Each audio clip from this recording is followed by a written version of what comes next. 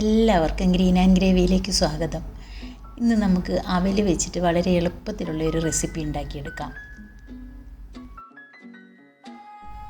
ഇതുണ്ടാക്കാൻ വേണ്ടിയിട്ട് ഞാനിവിടെ എടുത്തിരിക്കുന്നത് 1 കപ്പ് അവൽ, അതിൻ്റെ കൂടെ ശർക്കര ഉരുക്കിയത് 1 കപ്പ്, തേങ്ങ ചിരകിയത് 1 കപ്പ്, പിന്നെ 1/2 കപ്പ് പഴം ചെറുതായിട്ട് നുറുക്കിയത്, പിന്നെ 2 ടേബിൾ സ്പൂൺ ബട്ടർ, അതിൻ്റെ കൂടെ ചെറുതായിട്ട് നുറുക്കിയ ആൽമണ്ടും റൈസിൻസും എടുത്തിട്ടുണ്ട്, പിന്നെ 1 ടേബിൾ സ്പൂൺ ഏലക്കപ്പൊടിയും.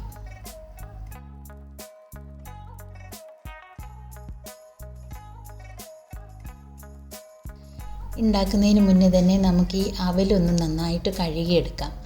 അത് വെള്ളത്തിലിട്ട് കഴിഞ്ഞ് നമ്മൾ കുതിരാനുള്ള സമയമൊന്നും കൊടുക്കരുത്. വെള്ളത്തിലേക്ക് ഇട്ടിട്ട് അപ്പോൾ തന്നെ നമുക്കത് കഴുകി വാരി പെട്ടെന്ന് എടുക്കണം.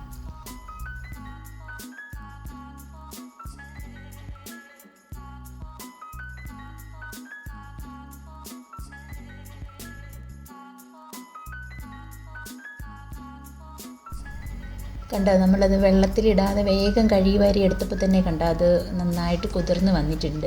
അത്ര സമയം മതി അതൊന്ന് സോഫ്റ്റായി കിട്ടാനായിട്ട്.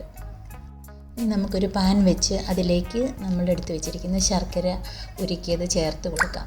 അപ്പം നമ്മുടെ അവൽ അതിലൊന്ന് ആ ശർക്കരയ്ക്കകത്ത് നന്നായിട്ടൊന്ന് കുതിർന്ന് വരണം. അപ്പം അത്രയുള്ള വെള്ളം വെച്ചിട്ട് വേണം നമ്മൾ ശർക്കര ഉരുക്കിയെടുക്കാനായിട്ട്. അത് വെള്ളം കുറവാണെങ്കിൽ നമുക്കത് കുറച്ചുകൂടെ അതിൽ ഒഴിച്ച് കൊടുക്കാം കേട്ടോ. ഞാനിവിടെ കുറച്ചുകൂടെ വെള്ളം ചേർത്തിട്ടുണ്ട്. ആ ശർക്കര പാനി നന്നായിട്ടൊന്ന് തിളച്ച് വരട്ടെ, അതിന് വേണ്ടിയിട്ട് നമുക്ക് വെയിറ്റ് ചെയ്യാം.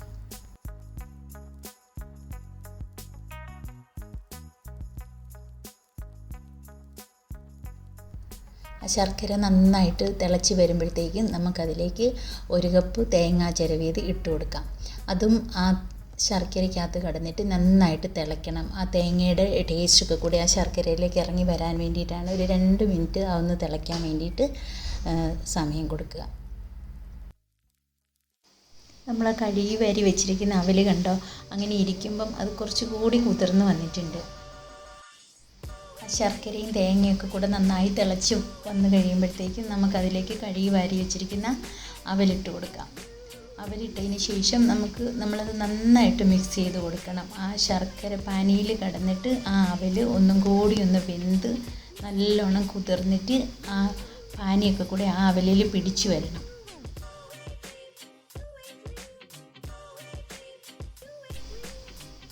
ഈ സമയത്ത് വേണമെന്നുണ്ടെങ്കിൽ നമുക്കതിലേക്ക് കുറച്ച് തേങ്ങയും കൂടെ ചേർത്ത് കൊടുക്കാം കേട്ടോ. അത് കുറച്ച് തേങ്ങ നന്നായിട്ട് കൂടുതലിടുമ്പം അതിന് നല്ല ടേസ്റ്റ് വരും. അപ്പം അതനുസരിച്ചിട്ട് വേണമെങ്കിൽ നിങ്ങളുടെ ഇഷ്ടത്തിന് തേങ്ങയും മധുരമൊക്കെ കൂട്ടിയും കുറച്ചൊക്കെ കൊടുക്കാം, എങ്ങനെ വേണമെങ്കിലും.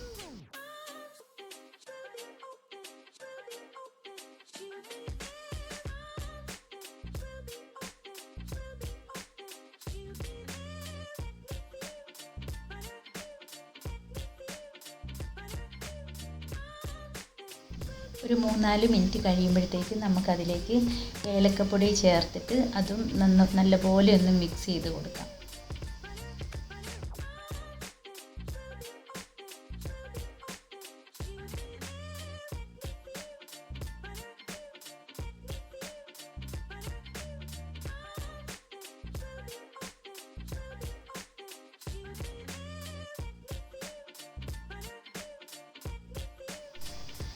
അതിലെ ആ ശർക്കര പാനി നല്ലപോലെ വറ്റി ആവലിൽ പിടിക്കുന്നിടം വരെ നമ്മൾ അത് ഇളക്കി കൊടുക്കണം കേട്ടോ.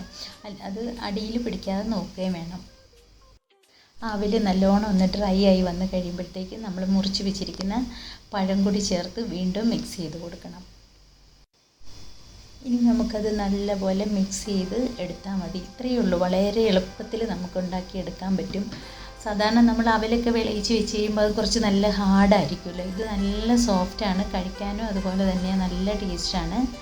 അപ്പം ആ ശർക്കരപ്പാനി എല്ലാം കൂടി ആ അവലിൽ പിടിച്ച് നല്ല പോലെ അത് ഡ്രൈ ആയി വരുന്നിടം വരെ നമ്മളത് ഇളക്കി കൊടുത്താൽ മതി.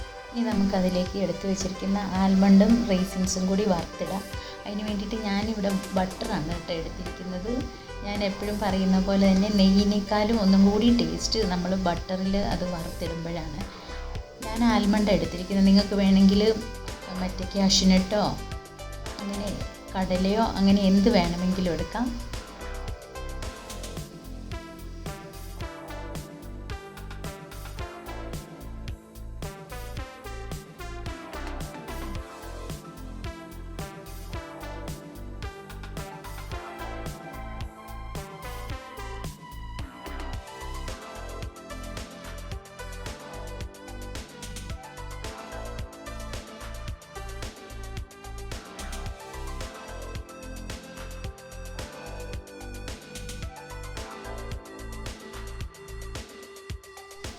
വെറും 10 മിനിറ്റ് കൊണ്ട് നമുക്ക് ഉണ്ടാക്കിയെടുക്കാൻ പറ്റും കേട്ടോ. വളരെ ടേസ്റ്റി ആയിട്ടുള്ള ഒരു അവലിൻ്റെ റെസിപ്പിയാണിത്. അതുകൊണ്ട് നിങ്ങളെല്ലാവരും ഇതൊന്ന് ട്രൈ ചെയ്ത് നോക്കണം കേട്ടോ.